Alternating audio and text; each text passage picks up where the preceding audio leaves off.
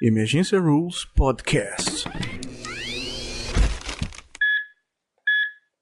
Doidos por emergência.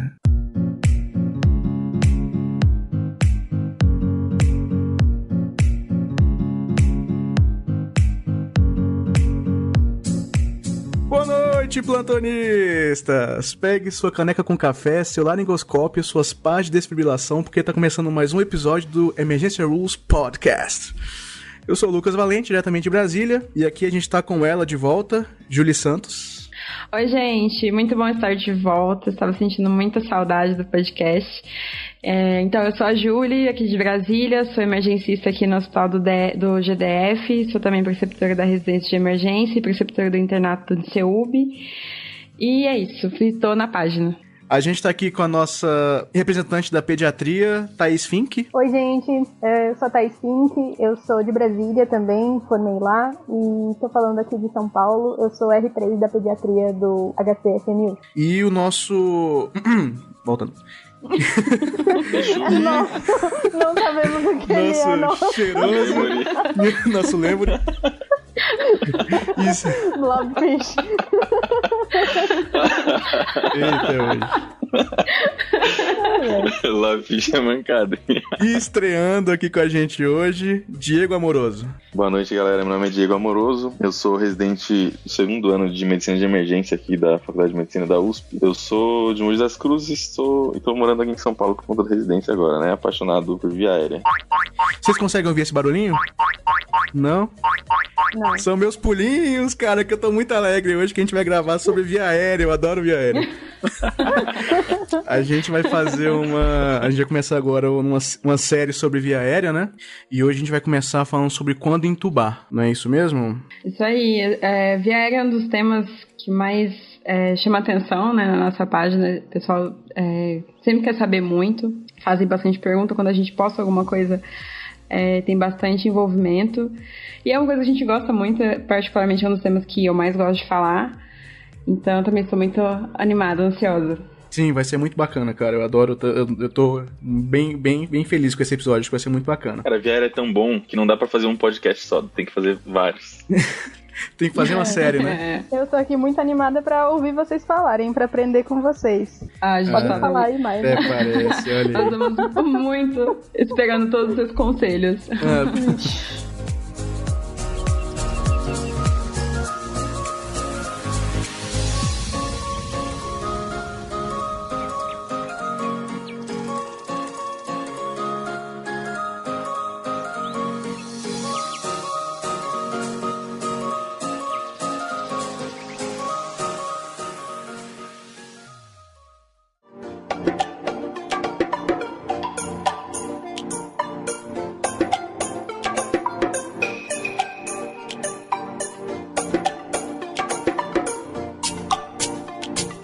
Uma frase que a gente sempre coloca na página, então eventualmente fica voltando toda vez que a gente vai falar de via aérea, uma frase que eu peguei do livro do George Kovacs, que é um médico emergencista do Canadá, especialista em via aérea.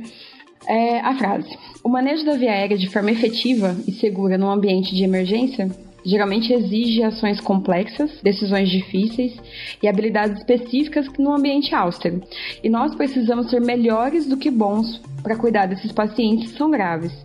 Então, manejar a via aérea é muito mais do que colocar um tubo num buraco. Eu acho que começar dessa definição é importantíssimo para a gente ter uma noção de tudo que a gente vai falar. E que a gente não vai falar só que, né, o importante é passar um tubo no paciente. É muito mais que isso. Exato, esse é um paradigma que a gente tem que quebrar. Porque ainda é um pensamento muito recorrente na maioria dos médicos que entubar é o ato mecânico de colocar um tubo na traqueia. E não é bem assim, né?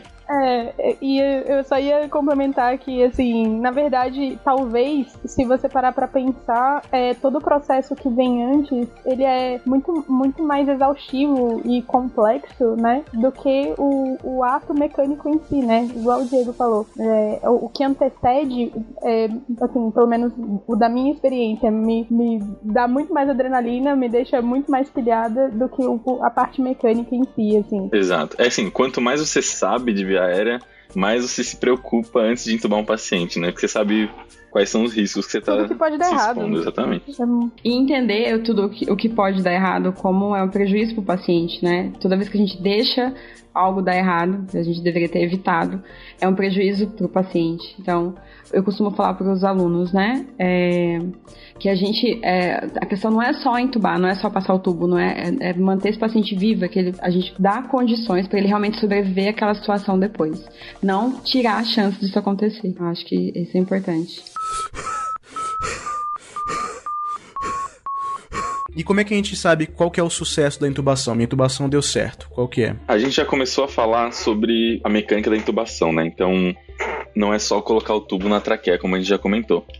Tem alguns objetivos que a gente tem que alcançar, tem que pelo menos buscar antes de intubar um paciente. Tem uma regra meio mnemônica e simples pra gente tentar pensar antes de intubar cada paciente, que é a regra dos 90, né? Então, o que é essa regra dos 90? O seu objetivo é que você tenha, pelo menos, um sucesso na primeira tentativa de intubação em 90% dos seus pacientes. Isso os estudos, o que a gente tem de estudos com simulação, com paciente em um ambiente razoavelmente controlado, é que você precisa mais ou menos de 200 intubações para você alcançar esse número. Caraca, 200? 200. Eles... Com 50 intubações, você consegue 85% de sucesso com 2 tentativas. Com 50%. Então, com 50 intubações, desculpa. Então, é uma curva que começa a atingir quase que um platô ali. É mais difícil de alcançar dos 50 para 200.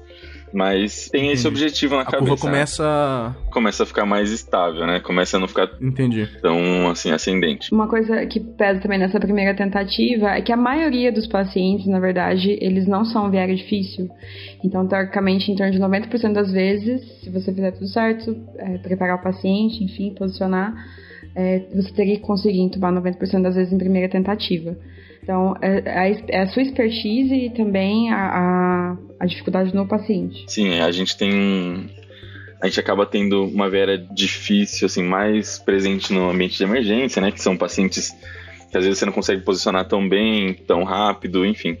Então você acaba tendo um sucesso um pouco menor nesse início da curva de aprendizado. Em relação à oxigenação, o seu objetivo é que o paciente não caia a saturação abaixo de 90% durante todo o período pré-intubação. Então aí entra o que a gente vai falar um pouco mais pra frente aí, que é pré-oxigenar, enfim, você prevê aquele paciente que desatura mais rápido, por exemplo, a população aí que a Thaís atende, as crianças, e desaturam muito mais rápido, é muito mais difícil alcançar esse objetivo, mas você tem que ter isso na cabeça, tem que sempre buscar. Não vai ser todo paciente que você vai conseguir atingir, mas você tem que sempre buscar. A pessoa tá lá, laringoscopando, e aí fica fissurada e tá, não, eu acho que eu vou conseguir tentar passar o tubo, já aconteceu isso comigo, e você fica, não, eu acho que eu vou conseguir, e o cara começa a desaturar, e você não dá atenção a isso, e o cara satura 70, 60, e aí você passa o tubo. Não foi um sucesso, não foi, porque o paciente desaturou grave, que você deveria ter evitado, que você deveria ter preparado melhor o paciente.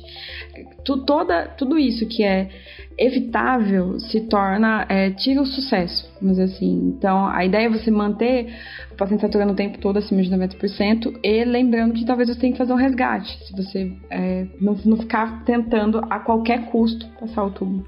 Uma coisa que é muito interessante da gente tentar fazer, se você puder, na maioria dos monitores tem isso, né? Os monitores têm uma diferença tonal na saturação. Então a saturação ela vai ficando cada vez mais grave à medida que o bip vai ficando cada vez mais grave à medida que a saturação cai. Então se você colocar essa alteração tonal no seu monitor e você treinar o seu ouvido para isso, você já sabe... É muito nerd. Isso é muito sagaz, né? Então isso é muito inteligente. Tony Stark. É muito importante você fazer tudo do monitor. Não, isso é um costume da galera da anestésica, a gente tem que aplicar mesmo na sala de emergência. Porque a gente costuma tirar esses bips porque os pacientes ficam monitorizados por muito tempo, mas tem que lembrar de monitorizar na hora de intubar o paciente. Tem que lembrar de ligar o tom do saturímetro na hora de intubar o paciente. E, assim, parece meio abstrato do jeito que a gente coloca aqui. Mas não é tão assim, na prática é bem intuitivo esse som, não é tão...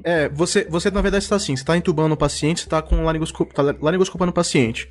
A saturação do paciente fica assim, isso. Aí de repente fica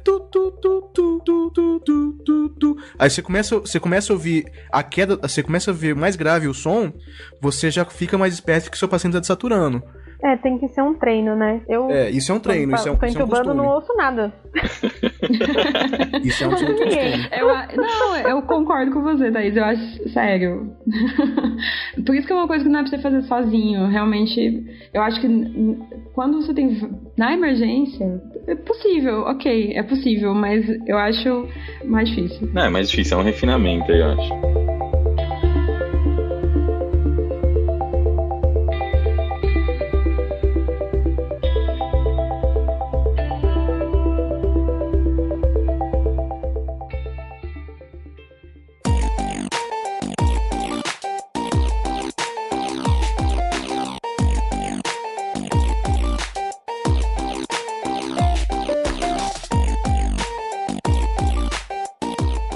Beleza, assim, por que a gente não quer deixar cair para baixo de 90%, né? A gente lembra da curva de saturação da hemoglobina.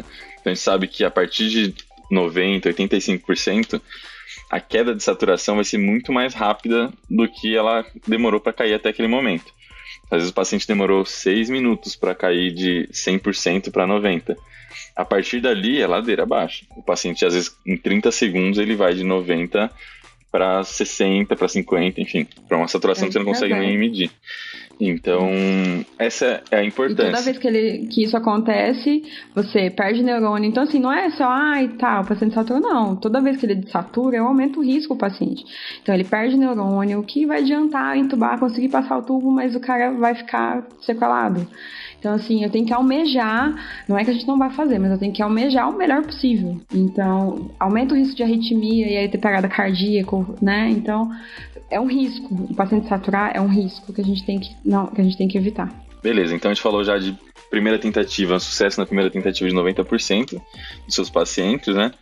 Oxigenação acima de 90% em todo o tempo, esse vai ser o seu objetivo. Terceiro ponto, terceiro 90%. Sistólica, pressão arterial sistólica acima de 90 em todo o período peri-intubação.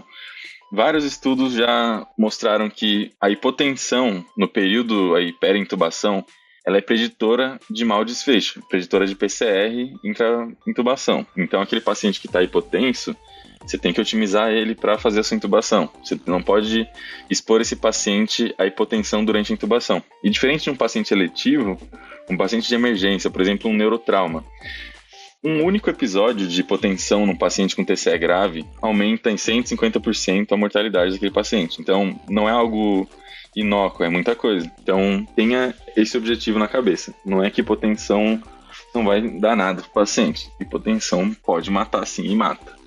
A maioria dos estudos tem em comum que hipotensão, assim, sistólica abaixo de 90 e choque index tem correlação com mau desfechos no peri-intubação. Sim, isso foi um paradigma para mim, que mudou muito. Eu achava que estabilidade hemodinâmica era uma coisa e intubação era outra. E aí eu descobri que não. Então, assim, você não deve intubar o paciente hipotenso. Você tem que controlar isso antes de intubar o paciente. Porque quando você induz, você causa isso. Você piora aquela condição, piora a chance do paciente de recuperar. E é muito simples, você pode fazer ou de acordo com a patologia do paciente, ou hidratar ou iniciar a droga vasoativa o mais rápido possível, para poder controlar essa pressão antes.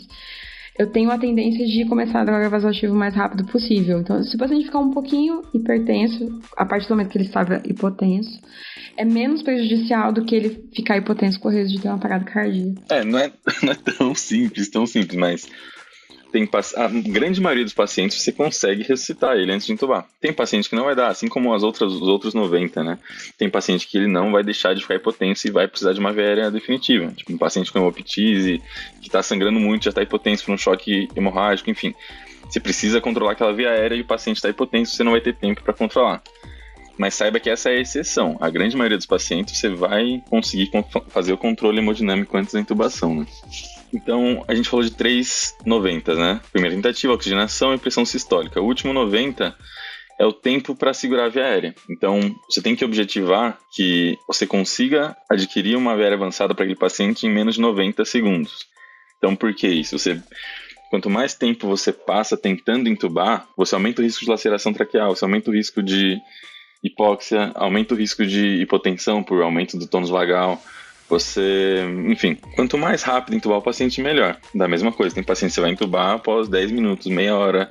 Enfim, tem paciente que não vai seguir essa regra, mas objetive 90 segundos na sua laringoscopia. É isso que eu ia te perguntar. Você também entende assim, né? A laringoscopia, que é os 90 segundos no máximo. Idealmente em torno de 30 segundos. Mas se o paciente não saturar, até 90 segundos. Assim, 90 segundos vai ser o tempo... Não é todo o procedimento em si, é isso que eu quero dizer. É a laringoscopia e passar o tubo. O procedimento, assim, do momento que você bloqueou o paciente até o momento que você insuflou o cuff, entendeu? Esse é os 90 segundos. É claro que se você não estiver conseguindo e o paciente ainda está saturando bem, saturando 99 com 3 minutos de bloqueio, você pode continuar laringoscopando, tentar novas alternativas, planos diferentes de laringoscopia, porque você ainda tem uma oxigenação boa e você não precisa ventilar aquele paciente. Mas você já passou dos 90 segundos. Se você conseguir... Isso, assim, é um treino mecânico, mas você vai treinar, melhorar sua técnica, melhorar sua habilidade com os diversos dispositivos de via aérea, enfim. Eu considero uma laringoscopia com um plano só de 20 a 30 segundos. Se você não conseguiu naquele tempo, provavelmente você não vai conseguir usando o mesmo plano. Então, tente mudar. Se você não está vendo com um plano eu digo assim, laringoscopia direta, por exemplo. Eu vou tentar essa manobra. Se eu não conseguir com essa manobra, não adianta eu tentar a mesma manobra. Eu tenho que mudar alguma coisa. Ou eu inicio uma manipulação laríngea, enfim. Você tem que mudar. Sempre que você faz uma nova laringoscopia, o plano tem que ser diferente. Você não pode repetir o erro, né? Se repetir o erro, você não vai conseguir entubar da mesma forma. Persistir no erro, né, cara? Você não vai ficar 90 segundos tentando ver se você não viu nada até agora. Muda a sua técnica, né? Exato. Acho que é isso que muda de acordo com a expertise do intubador. Você, com uma experiência já vasta, você consegue laringoscopar o paciente e ali nos primeiros 5, 10 segundos você consegue identificar o que você vai fazer a seguir, entendeu? Se você precisa de um dispositivo diferente, você precisa, enfim, mudar um pouco o posicionamento, você considerou que aquele posicionamento não está tão adequado assim. Isso vai melhorando de acordo com a sua expertise. Então, a regra dos 90 você não vai conseguir no seu primeiro ano de formado, por exemplo. Mas é um objetivo para você ter na cabeça, é o seu troféu ali. Aquilo é o que você vai esperar para sua vida, entendeu? É o que vai ser melhor para o paciente. O objetivo é tentar sempre, em todo paciente, alcançar isso. E assim, sempre fazer um debriefing depois da intubação, né? Ver o que poderia melhorar. É difícil você ter uma intubação na emergência. Acho que depois de toda a sala, né?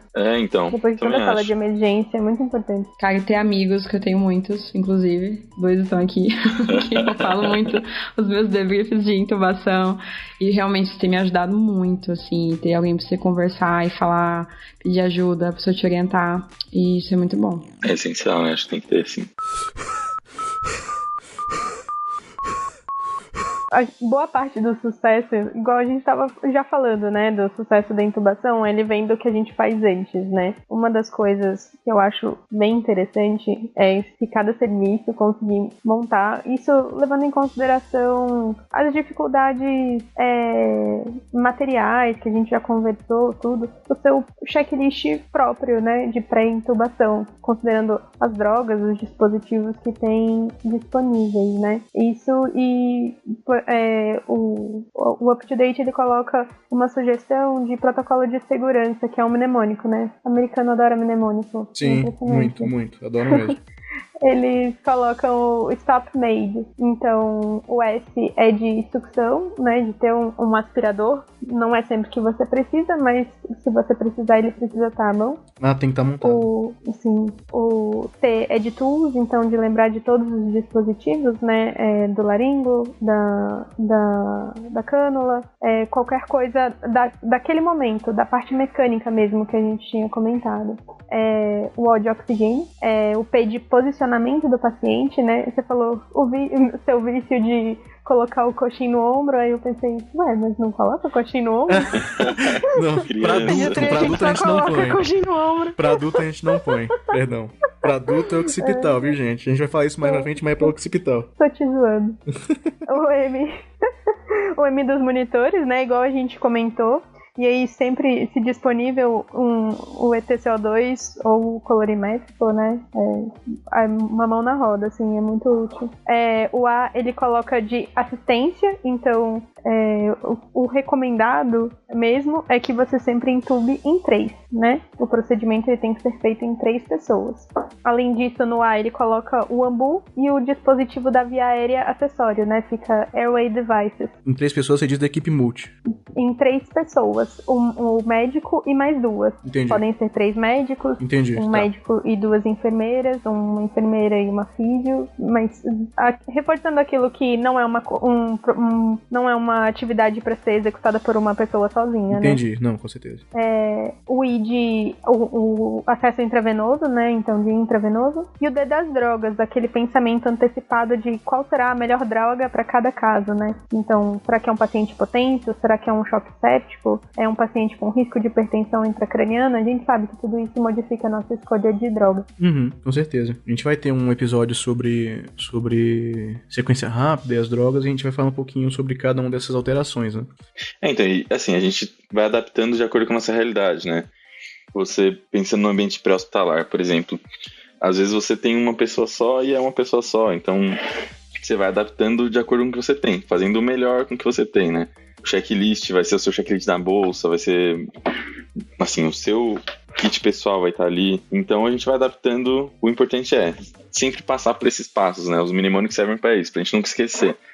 E se possível, isso é algo fácil de fazer. A gente imprimir um checklist, deixar ali no box, deixar na sala de emergência, para você não esquecer, porque na hora do perrengue, esquece mesmo. Então deixar a lista de drogas, deixar a lista do checklist de tudo que você precisa de fazer na intubação. Sim, com certeza. É até interessante isso. No checklist você pode incluir isso até antes de você chegar no plantão, né? Eu tenho o costume de chegar no plantão, já checo os laringos, já vejo se estão com as pilhas normais, tá tudo pronto, porque na hora que chega o paciente grave, às vezes você não tem tempo de você checar essas coisas. Teoricamente tem que estar checadas. Tem até pra quem quiser depois, tem um podcast que o Diego fala, 15 minutos, né, Diego? 15 minutos. Manoli Educação, isso, se quiserem procurar aí no iTunes. Isso, ele até fala um negócio interessante que até às vezes você ter uma luva no bolso pode ser um fator de você não perder tempo, né, na hora de se assistir o seu paciente. Então tudo isso tem que estar aí à mão. Exato. E uma coisa que ajuda bastante, pelo menos na minha prática, é você já deixar o tubo montado, assim, ele pré-testado, ele já com a seringa conectada, com fio guia já introduzido e moldado no formato que você quiser, entendeu? Eu uso taco de rock para a maioria das intubações. Eu também, somos do mesmo time. Eu também adoro taco de rock. Então, você acaba já deixando... Você economiza, 3 minutos. Isso pode ser muito pro paciente. No pré-hospitalar, tenho certeza que é muito. Então, eu sempre chego no plantão, monto o meu tubo e já deixo na mala montado. Porque na hora que eu precisar entubar alguém, vai ser só abrir e tirar do plastiquinho, entendeu? Não, excelente, cara, excelente. Outra coisa que eu acho que ajuda bastante em emergência pediátrica é a fita de Broslow, né? Eu acho que quem atende emergência deveria ter, assim, junto. É uma mão na roda, né? Fica ali do lado da maca já coloca a criança. Vou fingir que eu não sei o que é isso, tá? Não é que eu não saiba. Tá, lógico que eu sei, É uma invenção de uma pessoa, de um médico muito sensacional, onde você coloca a criança na fita e onde o pezinho dela aparece qual é a cânula, qual é a dose de medicação de parada, qual é a dose do choque. Que senso, hein, cara? Entendeu? Então, assim, é algo que te poupa, né? Porque às vezes, ali na emergência, a mãe não lembra nem o nome da criança. Vai lembrar quanto que a criança pesa? Uma coisa que é meio besta, cara, mas eu fui treinando com o tempo de perguntar o peso dos pacientes simples mesmo, paciente verde que você atende ali e tal, pra você ir criando a noção de peso do paciente, sabe? Porque às vezes chega um paciente que você não sabe nada dele, aí você fala assim, nossa, quanto será que ele pesa? Aí você pergunta pra um, 50, o outro, não, 90, 90 quilos. Aí você fala, não, você tem alergia a algum remédio, não sei o que, você pesa quanto? Não, tá. Eu vou falar de Herbalife.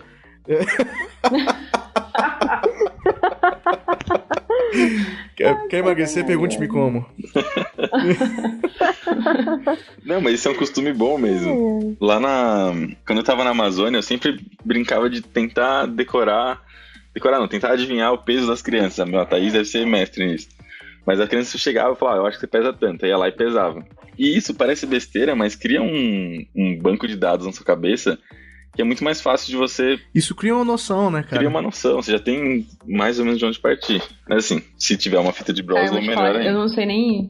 Eu tenho muita dificuldade de falar a idade da criança, só de olhar pra ela, assim, eu não consigo. Falar se é criança ou adulto. Mas então, no Broslow, eu acho que vem uma idade estimada, porque precisa da idade pra calcular o tubo. A única dificuldade em recurso que a gente não falou, e que eu acho que pelo menos é o que eu sinto mais falta, é a questão da equipe toda preparada para uma situação de emergência. Às vezes, porque a gente sabe, lendo dos artigos, que os estudos mostram que, por exemplo, um víndio-laringo, por exemplo, puramente, ele não aumenta a sua taxa de sucesso em intubação em relação a uma lâmina convencional. Sem o mesmo treino e a mesma proficiência adquirida antes daquele momento da intubação em si. Mas a maior dificuldade em recurso que eu vejo muitas vezes é recurso humano. Em termos de... Eu sofro muito isso na pediatria, de que a enfermagem às vezes, não na residência, mas nos lugares fora onde eu trabalho, de diluir medicação, de você ter que parar o seu raciocínio clínico em cima da patologia do paciente para explicar como fazer determinada coisa, ou o que a pessoa precisa pegar para você. Não diga assim, você é o médico, você que sabe o tamanho da cânula, você que sabe até onde vai introduzir, mas eu vejo que falta um pouco na equipe multi de a gente se preocupar com o preparo ser em relação a toda a equipe multidisciplinar, assim. É o que eu sinto mais dificuldade. Tem que ter esse preparo, assim, de ter o material já separado, esperando aquele momento e saber onde pegar, o que pegar.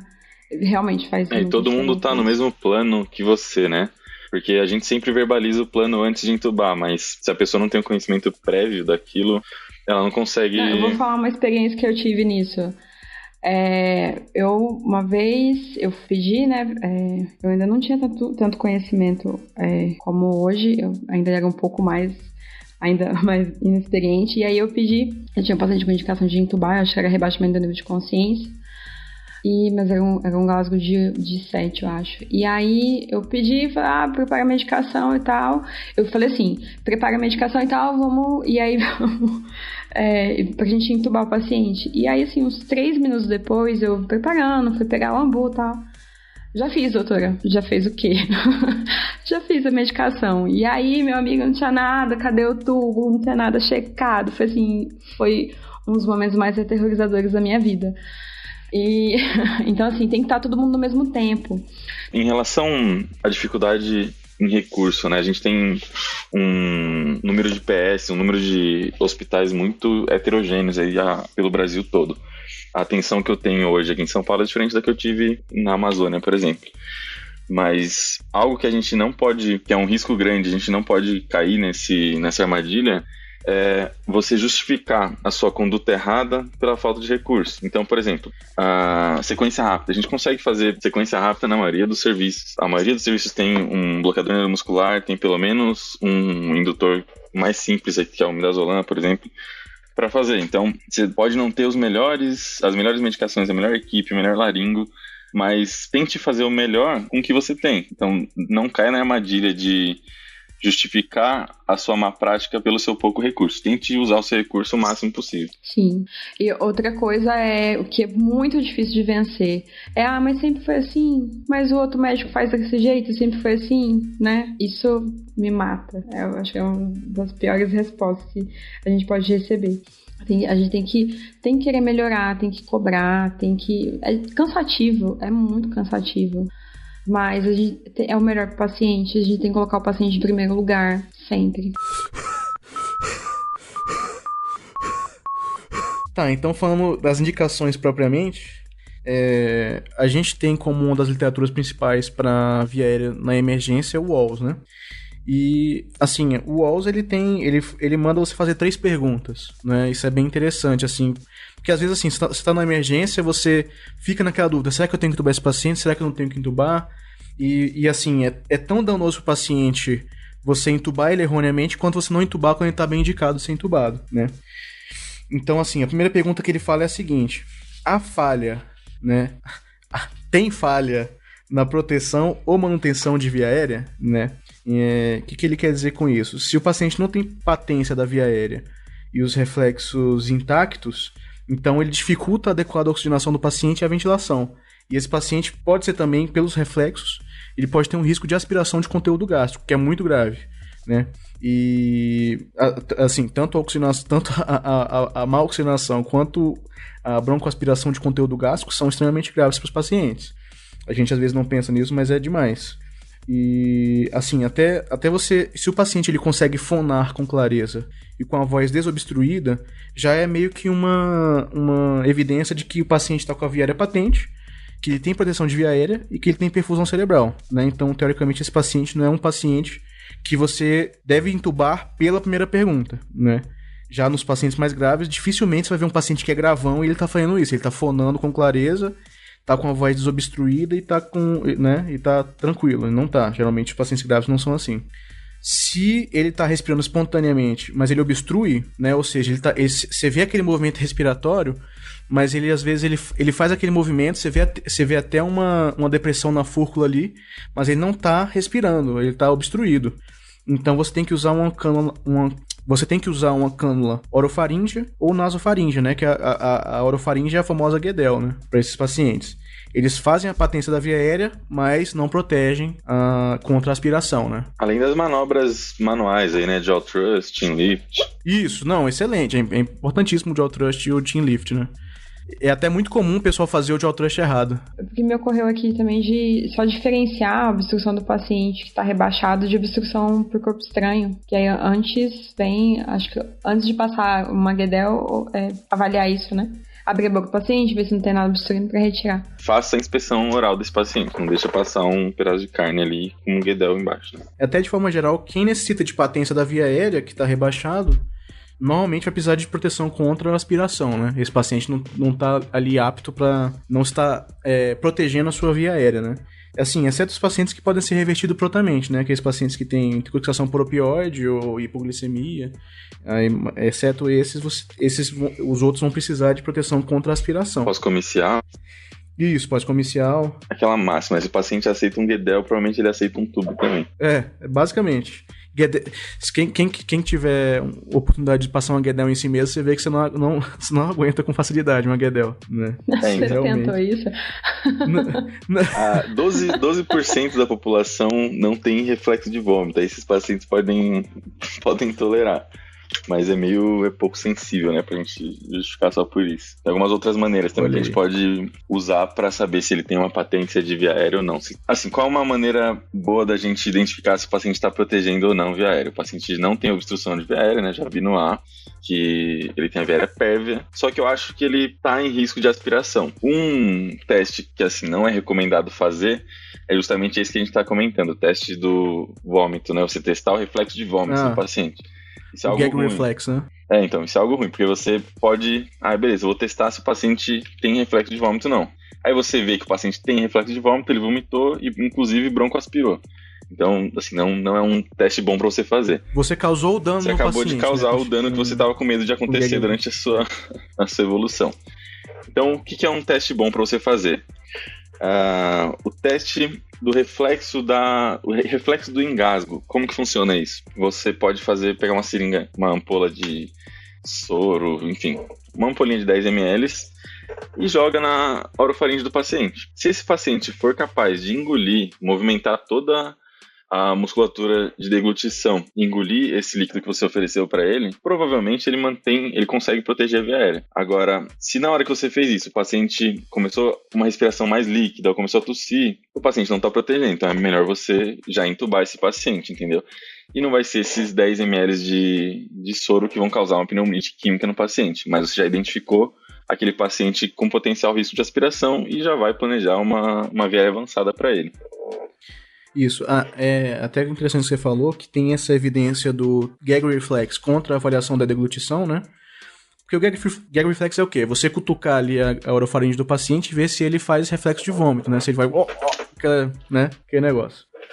Mas assim, se você faz isso, é igual a gente tinha falado, o paciente pode correr o risco de vomitar.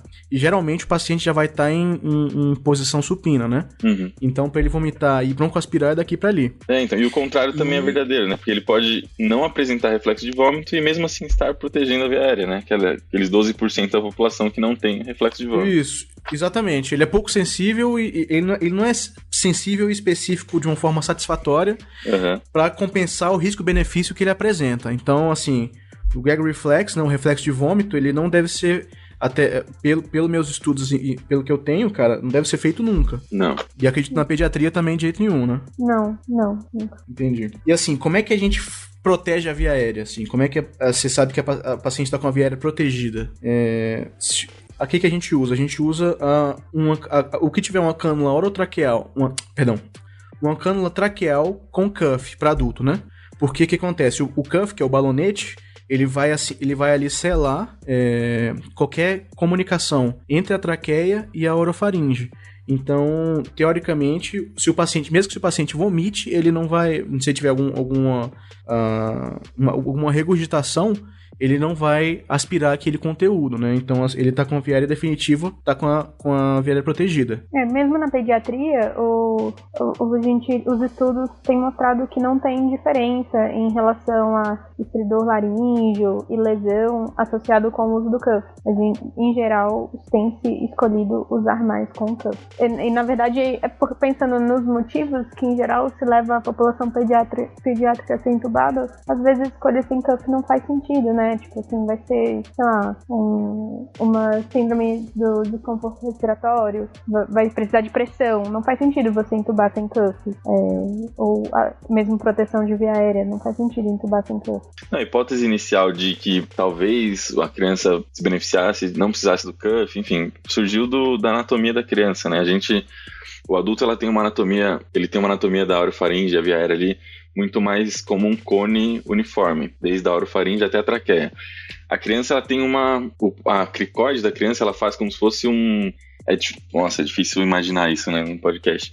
Mas ela vai diminuindo, ela faz um cone até a cricoide, chega na cricoide, ela tem o ponto mais estreito, e a partir dali ela faz um cilindro até embaixo. Isso, não é uniforme, né? O diâmetro da via aérea não é uniforme ao longo da laringe, né? Então. E a gente vê, mais uma vez, que, assim, não é pela fisiopatologia e pela anatomia que a gente vê resultado clínico, né? Então a gente acaba usando cuff em criança. Sim, até pela nova construção de balonetes de baixa pressão, né? E isso tem aumentado mais a segurança do uso de balonetes em criança. E tem até, eu não sei se você já viu falar nisso alguma vez, Thaís, que a via aérea da criança também tem um formato mais elíptico, sem ser circular. Então, o ponto de contato com o tubo, né, acaba sendo maior no diâmetro anteroposterior, no diâmetro anteroposterior. Exatamente. Isso, é verdade. Faz necessário que tenha que ser vista a pressão do cuff várias vezes, né, assim, ao longo do dia, mas garantindo a pressão no cuff adequada ali, o trabalho da FIV, Entendi. É seguro usar o cuff.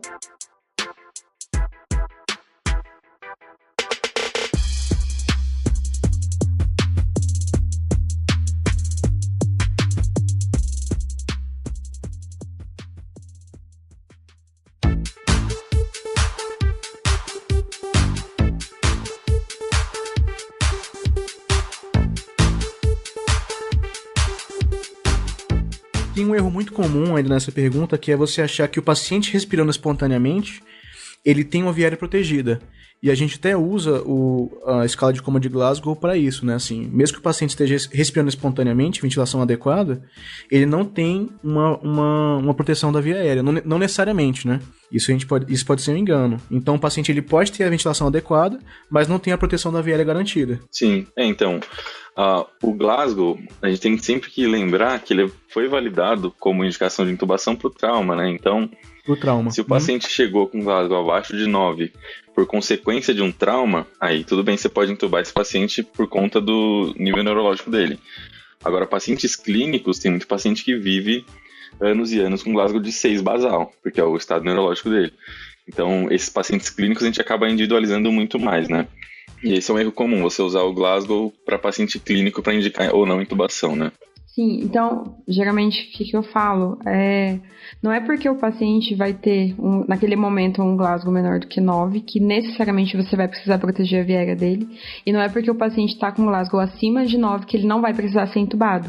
Então, não é uma avaliação suficiente para decidir ou não proteção de viária nesse paciente, só o Glasgow, né? Como nenhum parâmetro sozinho, né? É suficiente. A não ser no trauma, né? No trauma você acaba... Só que aí você vai entubar naquele segundo momento, tudo que eu falar é para paciente clínico, vou deixar claro isso. E justamente você falou, às vezes acima de... Como de Glasgow, igual você falou, é feita pro trauma, né? Sim. E você também vê a perspectiva de piora daquele paciente, né? Então o paciente está com Glasgow de 11. 2 minutos atrás ele estava com Glasgow de 14. Você sabe que ele tem uma patologia que tem uma evolução que vai acabar piorando o nível neurológico do paciente, ela não foi controlada ainda, esse paciente tem indicação de ser entubado mesmo que ele não tenha alcançado esse Glasgow abaixo de 9 ainda. Sim, o paciente, por exemplo, faz uma intoxicação alcoólica e aí chega com vômitos incoercíveis e não tá, assim, ele tem um Glasgow acima de 9, mas ele tá sonolento, enfim, você vê que ele vai broncoaspirar. Talvez seja uma indicação pela questão dos vômitos e o risco de broncoaspirar. E ele tá com um Glasgow maior do que 9. E um paciente pode chegar, por exemplo, também como alcoólico, com um Glasgow de 8, e que você vai hidratar e ele não tem vômito, nem naquele momento risco de broncoaspirar. Talvez você vai observar e ele vai melhorar em menos de 2 horas. Então é difícil. Tem que ter uma delicadeza para avaliar esses parâmetros. Uma coisa da secreção também do paciente deglutir, às vezes o paciente clínico, né, chega com um quadro neurológico mais ou menos arrastado, às vezes de mais de 12 horas, enfim, acontece principalmente no paciente idoso, observar a boca. Se às vezes a boca estiver cheia de saliva, o paciente estiver babando, provavelmente ele não está engolindo, talvez seja um indicativo de que esse paciente não protege a via aérea. Mais alguma coisa na primeira pergunta? Só pra galera lembrar, a primeira pergunta é se existe falha na proteção ou manutenção de via aérea, né? A segunda pergunta tem falha na ventilação ou oxigenação? É meio que a mais clara de todas, né? É assim, se o paciente não consegue oxigenar o sangue, é meio óbvio que você tem que entubar o paciente, a menos que seja um caso que ele pode ser revertido espontaneamente, né? A manutenção orgânica para a manutenção orgânica é vital que o paciente esteja oxigenando. Nesse caso, a intubação é feita pela oxigenação e não necessariamente pela proteção da via aérea. E tem alguns casos que eles são reversíveis, igual a gente tinha falado antes já, né? Que seria aquelas intoxicações ou hipoglicemia, ou até o estado pós-ictal, que o Diego já tinha falado. E tem exceções que são casos que podem ser revertidos com a ventilação não invasiva com pressão positiva, né? Que eles são feitos antes da intubação orotraqueal. Por exemplo, vocês veem isso em adulto, assim? O crescimento do espaço da VNI, desses mecanismos não invasivos? Para edema agudo, sim. Cada vez a VNI está sendo mais testada em perfis diferentes de pacientes, né? Classicamente, edema agudo e DPLC são os que tem mais evidência de melhora com o uso precoce da VNI. Pneumonia em paciente imunossuprimido tem alguma coisa também de evidência para isso. E, assim, tá cada vez sendo mais estudado. E foi uma coisa assim, lá em Santa Maria foi uma coisa que eu vi essa evolução. Então eu cheguei a 5 anos, não fazia. E aí a gente começou a fazer e a gente entuba menos paciente por isso. Então foi uma evolução bacana. Inclusive não tinha físio, a gente tem físio, que já também ajuda bastante. Essa evolução também. E lembrando da questão dos recursos, né? Assim, não precisa ter físio, se tiver é ótimo, é excelente, o ideal é que tenha. Se não tiver, você instale seu CPAP, você saiba manejar a VNI. Pega o aparelho e aprende a colocar, não é tão difícil. Não é. Sim, com certeza. E assim, as máscaras não são caras, a maioria das máscaras que você liga no monitor de fluxo não são caras. Então é algo para você pedir pro seu gestor aí do seu pronto-socorro. Então é algo que a gente tem que se preocupar sempre em tentar melhorar, né? Um pequeno adendo, só avisar o paciente que vai ser a VNI, né? Porque ela é um pouquinho desconfortável. Tem paciente às vezes que não tolera, né? Você tem que fazer alguma medicação. Às vezes a gente faz Percedex lá pra viabilizar, às vezes tem que entubar mesmo porque o paciente não tolera. Porque realmente tem pessoas que realmente é muito desconfortáveis. Sempre tentar explicar bem, né? Eu sempre falo para os pacientes, imagina que você tá a 100 km por hora com a cabeça para fora da janela. É isso que você vai sentir. Então você vai acelerando aos poucos, né? Você vai aumentando a PIP aos poucos. Então começa com 5, vai aumentando até o seu limite ali, o objetivo que você quer. Então, só lembrando, na falha da ventilação e oxigenação, as exceções que a gente vai ter para esses casos vão ser os casos reversíveis e as patologias que são beneficiadas com a VNI, que a gente tem até agora, igual o Diego falou, que vai ser o edema agudo de pulmão e o DPLC, né? Então, esses casos a gente pode fazer VNI com pressão positiva antes. Uma coisa, geralmente quando a gente está discutindo isso, que eu comento com os alunos, a gente quer número, né? A gente quer ter um número de forma objetiva. Quando é que eu vou entubar? Quando estiver abaixo de 60% de saturação? E não tem, né? É isso que eu falo. Eu sou a louca da fisiopatologia, né? Eu adoro. Eu acho que a gente Viu, Julie? Não é só eu que gosto. Acho que a gente tem que lembrar que quando a gente intuba o paciente, a gente está subvertendo os mecanismos fisiológicos de ventilação, né? Não é xoxando o ar na via aérea que a gente respira, a gente gera uma pressão negativa e o ar entra, não é o ar simplesmente entrando com pressão. Então, eu acho que ajuda a pensar na fisiopatologia da doença nesse sentido, sabe? Por exemplo, o asmático grave, será que não vai se beneficiar mais de ficar um pouco mais da VNI, mesmo com um padrão retentor, e eu ter um tempo de, sei lá, entrar com beta-2 EV contínuo, de eu tentar completar a dose do sulfato, no caso dos pacientes pediátricos, né? Assim, pensando que, às vezes, raciocinar em termos de o que está me levando a intubar, em termos de falha de ventilação e de oxigenação, vai me ajudar a decidir se eu posso esperar ou não. A gente sempre tenta buscar evidência. Então, assim, adulto, o que a gente tem de evidência forte que a gente consegue atrasar a intubação? Edema agudo de pulmão e DPLC. Algumas coisas a gente pode piorar a evolução do paciente se a gente tentar atrasar, pacientes que você sabe que vai ter uma evolução ruim, não vale a pena você tentar VNI.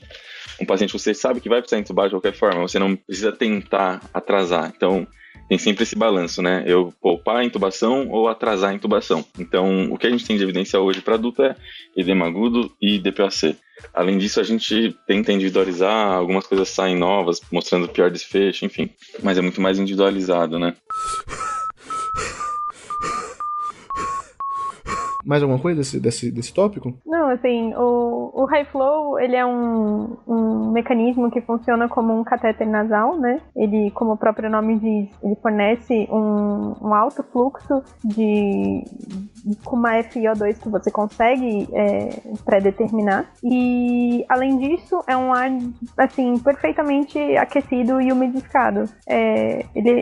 Eu falo por experiência própria, porque quando a gente fez o curso, a gente colocou na gente mesmo, né? Então é bem confortável, assim, apesar de estar recebendo ali 40 litros por minuto, era confortável. Você não pode deixar a boca fechada, né? Eu experimentei também.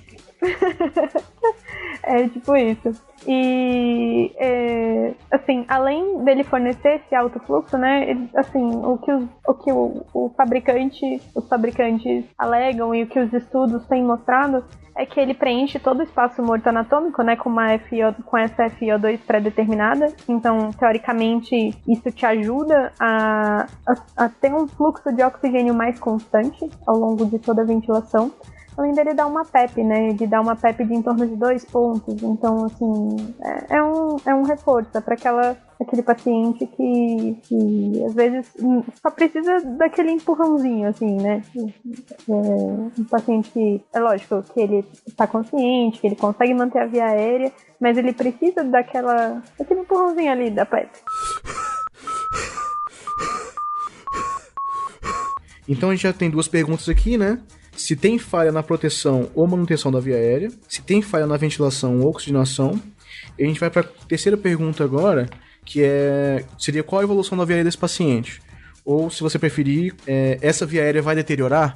Porque aí, se você usar essa pergunta, se você usar sim para qualquer uma dessas perguntas, você tem que intubar, né? Então, assim, se você souber que o paciente tem uma via aérea que vai deteriorar, é uma indicação de intubar também. Tipo assim, como é que isso acontece? Existem alguns casos, algumas patologias, em que o paciente, no momento, ele está bem, respirando normal, sem dificuldade, e de repente ele pode evoluir para uma via aérea mais difícil, para uma obstrução, né, e insuficiência respiratória, né. Um exemplo que a gente tem de trauma, que é uma lesão cervical perfurante. Então o paciente tem ali uma lesão na região cervical anterior com formação de hematoma. Esse paciente ele é forte candidato de obstrução de via aérea porque a presença do hematoma já mostra que tem sangramento. Aí você fala, não, eu vou acompanhar clinicamente aqui o paciente para ver se esse hematoma aumenta, senão eu entubo depois. Só que esse é um erro de você pensar porque o hematoma ele vai dissecar para o espaço paravertebral. Aí quando você vê, ele já fez uma obstrução extrínseca ali da traqueia e o paciente virou uma via aérea difícil, mais difícil ainda porque pode estar ali uma obstrução no nível de traqueia, né? Então via aérea impossível, né? Via aérea quase impossível, cara. Até para quem tem muita proficiência em via aérea cirúrgica pode ser final essa parada. Então, a anafilaxia, né, tem uma evolução desfavorável. A gente tenta evitar essa evolução para crico nesse tipo de paciente, porque nem a crico vai ser uma boa crico. Porque o cara pode fazer angedema de cervical e você não vai conseguir fazer a crico.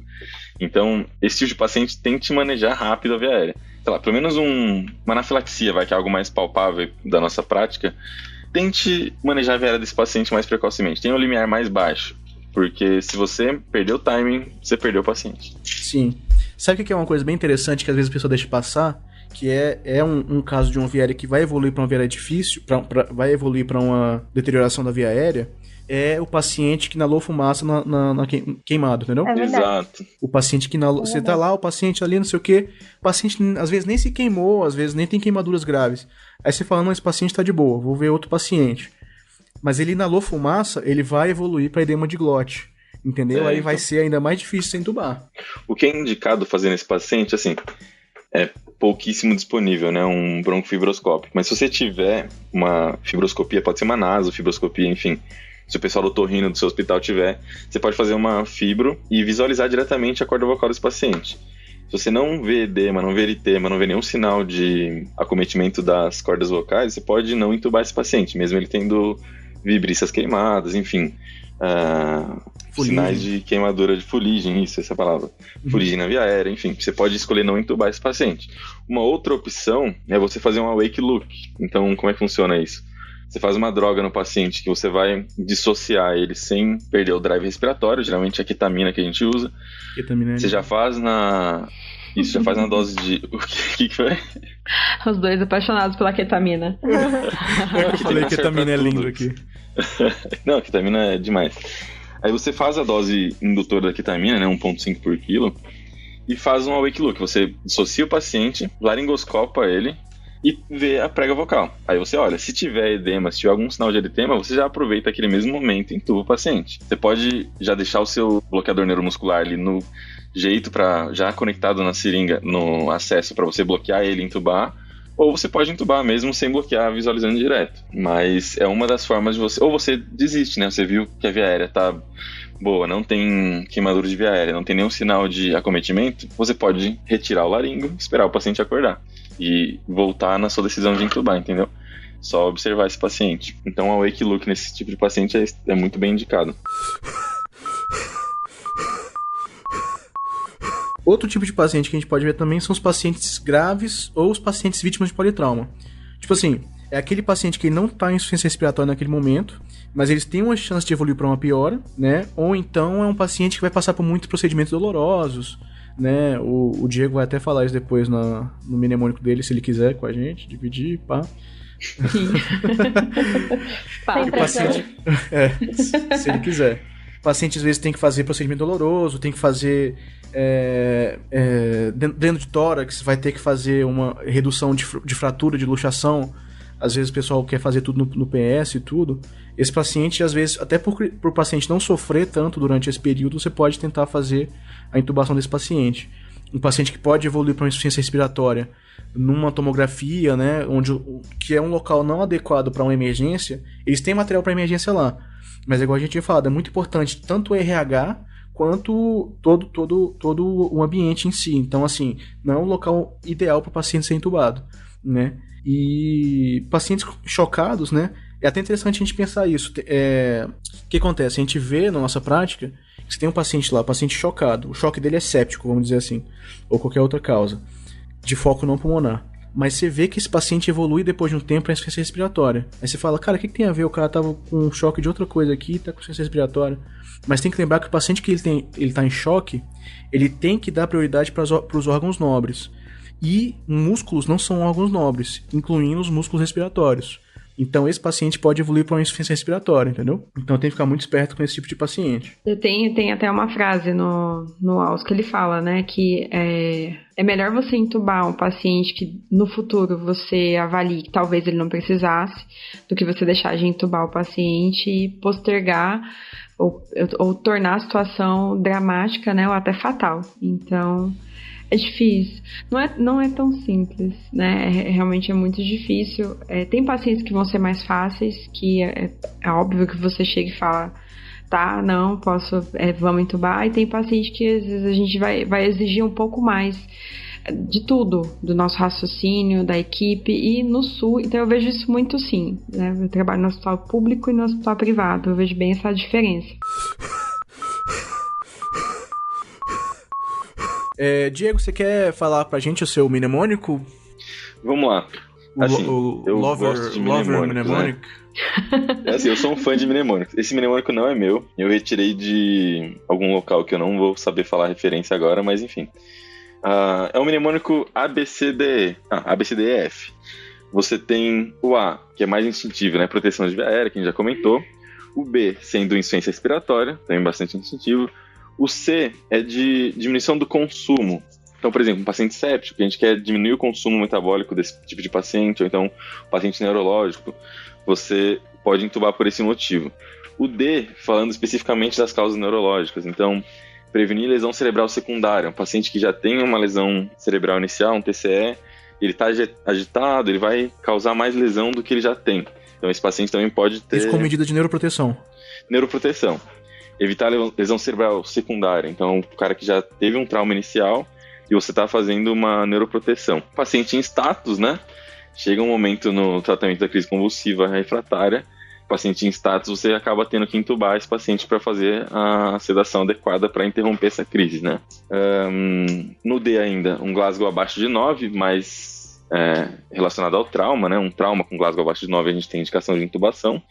No E, no environment, né, que a gente fala no ATLS, então, environment nesse caso é você controlar a temperatura do paciente.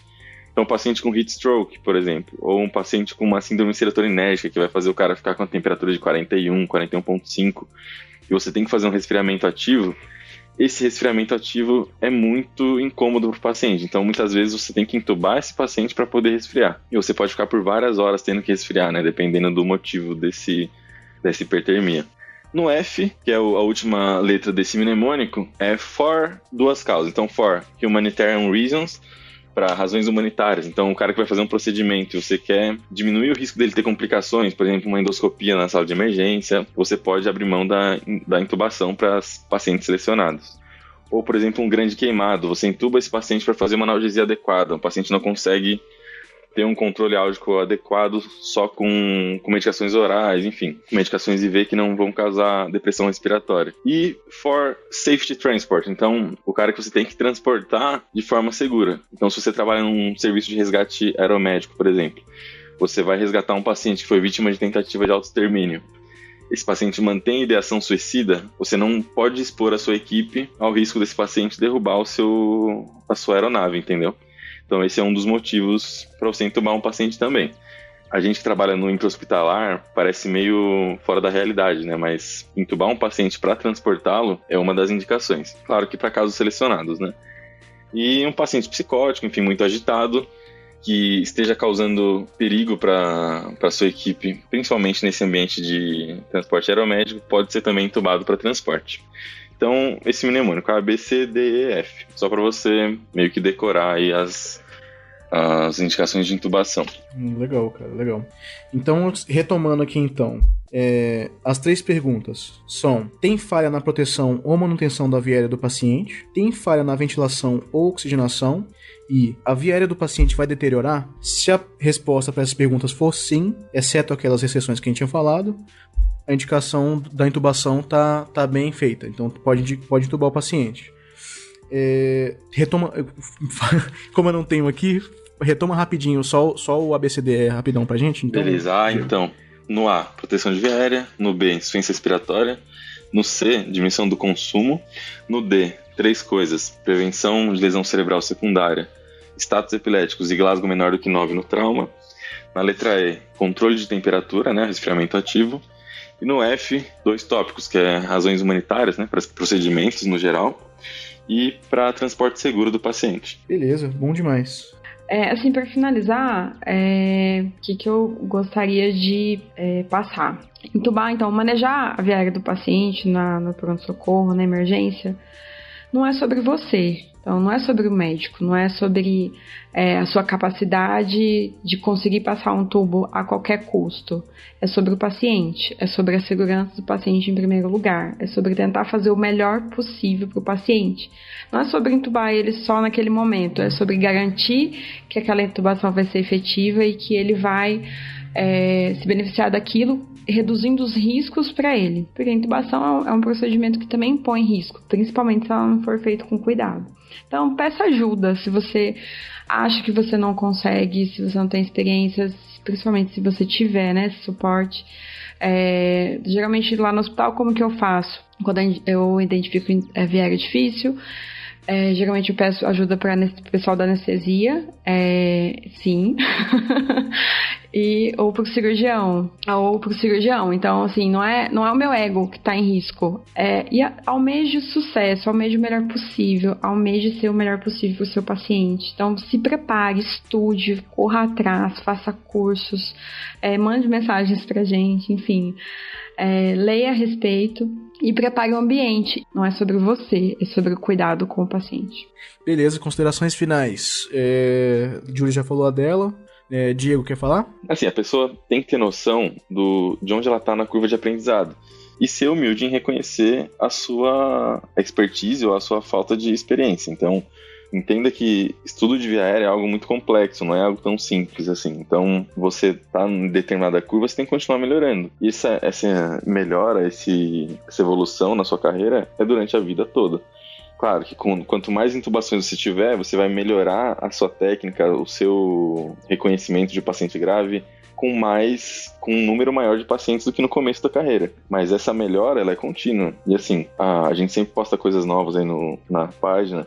Todo mês, toda semana sai coisa nova de via aérea também. Então é importante estar atualizado, é importante fazer curso, ler e se expor a isso. Se vocês estão ouvindo esse podcast, já estão no caminho certo. Maravilha. Thaís? Eu acho que, igual a Júlia falou, né, a intubação raramente vai ser uma coisa que você não vai ter tempo de se planejar. Então, acho que começa desde antes de sentar com a equipe que organiza o seu pronto-socorro, de estabelecer um protocolo baseado no que você tem disponível ali de instrumento, de medicação, de pessoal. Saber o que você vai fazer se não der certo, porque às vezes não dá certo mesmo. Quem que você tem como a sua retaguarda, quem que você pode recorrer, quem você pode chamar, tudo isso tem que ser pensado antes, né? Isso vai aumentar a sua taxa de sucesso. Bom, eu também vou deixar a minha aqui também. Medo de via aérea é normal a gente ter, né? Mesmo hoje, que eu tenho um pouco mais de experiência com via aérea, e enquanto eu não vejo a glote, eu fico com um certo receio, isso é normal, faz parte. Tem que ter, né? Tem que ter. Via aérea é o que o paciente está precisando, né? Não negligencie, né? Exato. Você pode ter medo da via aérea, mas não pode ter medo de chamar ajuda. Então, assim, você tem que chamar sempre. Você tá vendo que alguma coisa vai dar errado, ou você não tem experiência em intubar, chama alguém para ficar com você, entendeu? A gente tá sempre à disposição. Se vocês quiserem mandar pro nosso e-mail perguntas, ou então até na nossa página no Facebook também, ou no nosso site, vocês podem mandar. A gente tá o tempo inteiro olhando lá, ver se tem alguma coisa. Perguntas de via aérea a gente responde com o maior carinho. Cheque o seu material, tá? Conheça o seu material. É muito importante você conhecer todo o seu material de via aérea e da emergência como um todo. Então é bom você checar o seu material e conhecer ele. E sempre que você for partir para intubação, tenha planos na cabeça. O que você vai fazer quando as coisas derem errado ou não. A gente vai ter um episódio só para algoritmo de vias aéreas, né? Mas por enquanto é isso. Assim, tenha seus planos, o que você vai fazer. Chama ajuda, tudo, e conhecer o material, tá certo?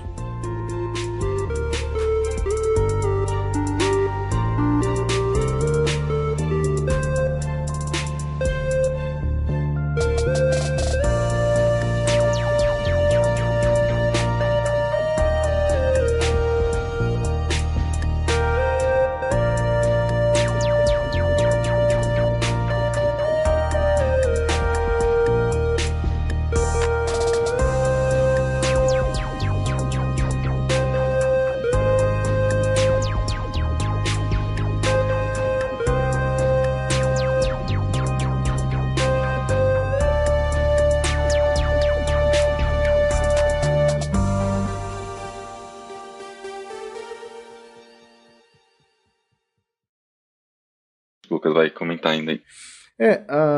Não, na verdade não, pode falar. Na verdade, eu tinha acabado. Na verdade, o que eu sei é isso. Eu falei, putz, eu não vou interromper ele, já interrompi, enfim. Edição por Felipe Reis.